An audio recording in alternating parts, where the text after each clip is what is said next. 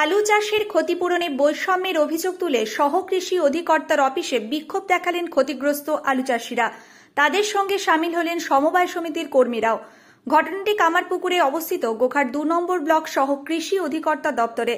চাষিদের অভিযোগ, যেখানে আলু চাষ প্রায় নেই, একই ব্লকের সেই কুমারগঞ্জ অঞ্চলের চাষিদেরকে ৭৮% ক্ষতিপূরণ দেওয়া হচ্ছে, অথচ কামারপুকুর অঞ্চলের জন্য বরাদ্দ হয়েছে মাত্র ১২%। মান্দারণ অঞ্চলের চাষিদের জন্য ৪% কম। এই নিয়েই তারা ক্ষোভে ফেটে পড়েন। তারা সহকৃষি অধিকর্তার কাছে ডেপুটেশন দিয়ে বিষয়টি জানতে চান, কিন্তু এ বিষয়ে সহকৃষি অধিকর্তা কোনো মন্তব্য করতে রাজি হননি বলে জানা গেছে। এখন দেখুন চাষিরা কি বলছেন।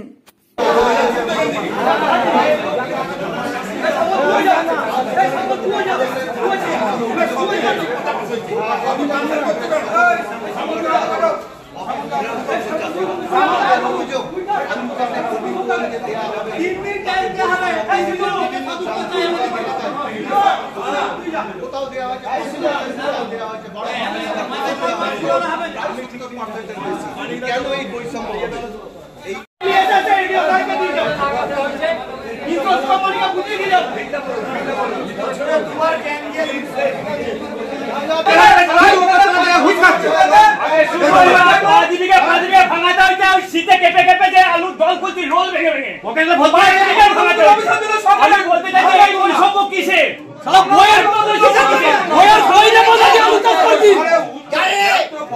আমাদের স্ত্রী গয়না বাধা দিয়ে, জমি বাধা দিয়ে এরকম পর্যন্ত করেও আমাকে আলু চাষ করতে হয়েছে। সেই আলু চাষের যে ক্ষয়ক্ষতি হয়েছে ব্যাপক পরিমাণে, সেই ক্ষতিপূরণ কেন আমরা কুমারগঞ্জ অঞ্চলের সঙ্গে এত বৈষম্যে আমরা নেব, সেটাই আমরা আমাদের এডিও অফিসারের সাথে আলোচনা করে আমরা জানতে চেয়েছি। উনি আমাদের সদুত্তর দিলে তাহলে ভালো, তাহলে আমরা না হলে আমরা বৃহত্তর আন্দোলনে আগামী দিন যাব। কেন বৈষম্যটা কেন হয়েছে সেই সদুত্তর এডিও সাহেব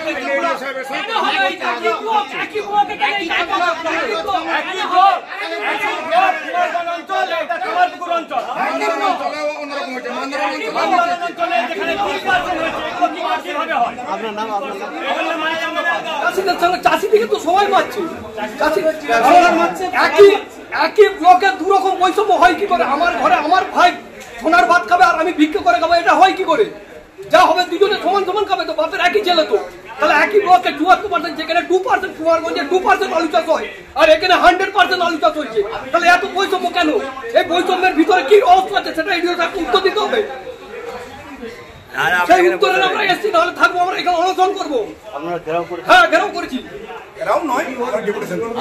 আপনারা এডিও সাহেবকে যে ইয়ে করুন, দীপঙ্কর পাল সাত বেড়ে বাড়ি বলতে পারেন। আমরা ইনশোর করেছিল, ইনশোরে কোনো টাকা আমাদের কম ছাড় পেয়েছি। আমাদের আলু সব ডুবে গেল, 30 বিঘা জমি আলু আমাদের ডুবে গেল। 1 মাস পর ভাঙিয়ে বীজ কিনে, নতুন বীজ কিনে ডবল দাম বীজ কিনেছি, বীজ কিনে আবার লাগাতে হয়েছে, সেখানে আলু হয়েছে কম। হওয়ার পর প্রথম একবার লাগিয়েছি, দ্বিতীয়বার আলু ভালো হয়নি। জানুয়ারি মাসে আলু লাগাতে হয়েছে, ডিসেম্বর মাসে জানুয়ারি মাসে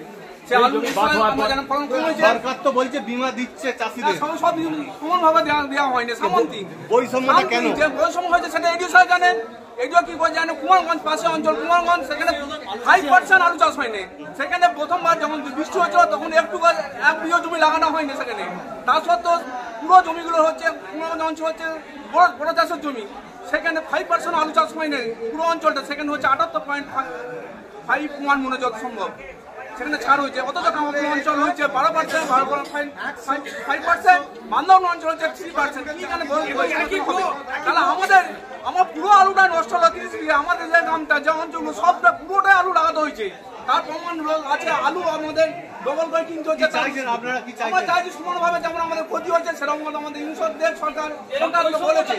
সরকার তো বলেছে চাষিদের কাছে পাশে দাঁড়াবে, চাষিরা যাদের ক্ষতি হচ্ছে তার জন্য পরিমাণ টাকা পায়। সরকার পাশে দাঁড়াচ্ছে, অথচ এডিও তো দেখাচ্ছেন, কারণ এডিও কোনো সেটিং ফিটিং আছে কিছু সেটিং আছে, পকেটে ঢুকাচ্ছে সেটিং কি জানি পয়সা দিয়ে বিমা থাকতে পারে। বিমা কোম্পানি তাহলে ওখানে আসছে না কেন?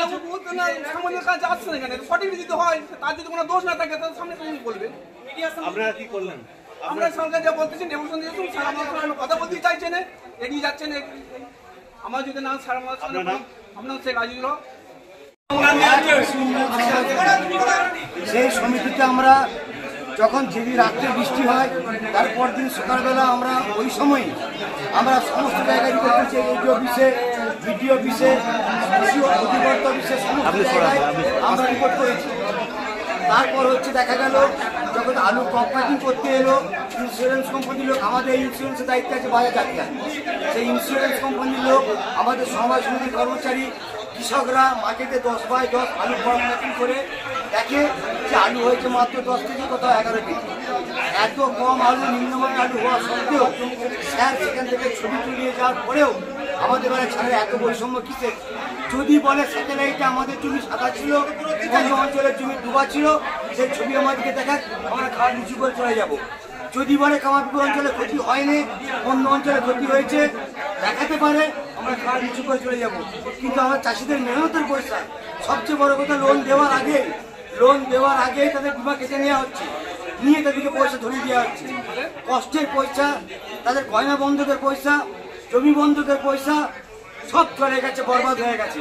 আমরা কখনো বলিনি যে আমাদের 100% ক্ষতি হয়েছে, কিন্তু ক্ষতির পরিমাণটা 12 হয়েছে, এটাও ঠিক নয়। অন্তত পক্ষে 70% যদি বিমা আমাদের না দেয়, তাহলে এডিও অফিসের স্যার বলুক যে কে এই ছাড়গুলো করেছে, তাদের অধিকর্তাকে ডাকুক, আমরা তাদের সঙ্গে বসবো, শান্তভাবে আমরা আলোচনা করবো, কোনো ঝগড়াঝাটি করার সঙ্গে নাই। এডিও আমাদের ঘরের ছেলে, চাকরি করতে এসছে, আমাদের ঘরের মতো কোনো না কোনো ছেলে, তারাও আমাদের ইন্স্যুরেন্স কোম্পানির ছেলে, চাকরি করতে আমার ঘরের ছেলে। এডিও কি কোনো জবাব দিলেন? এডিও এখনো পর্যন্ত কোনো জবাব দেয়নি। সে বলেছে আমি মিডিয়ার সামনে মুখ খুলবুনি, কারোর সামনে মুখ খুলবুনি। তিনজনের সামনে আমার নাম পিলু মোহন দে, আমার সমবায় সমিতি ম্যানেজার। নিউনুর সোফা সেন্টার, এখানে সমস্ত রকম সোফা পাইকারি ও রিটেলে বিক্রয় করা হয়। সমস্ত সোফা নিজস্ব কারখানায় তৈরি করা হয়। প্রোপাইটার হানিফ হোসেন খাঁ ও রুহুল হোসেন খাঁ, বড়ডোঙ্গল হাটতলা সিনেমা হলের সন্নিকটে, হুগলি। যোগাযোগ 7797170093 এবং 9382003105।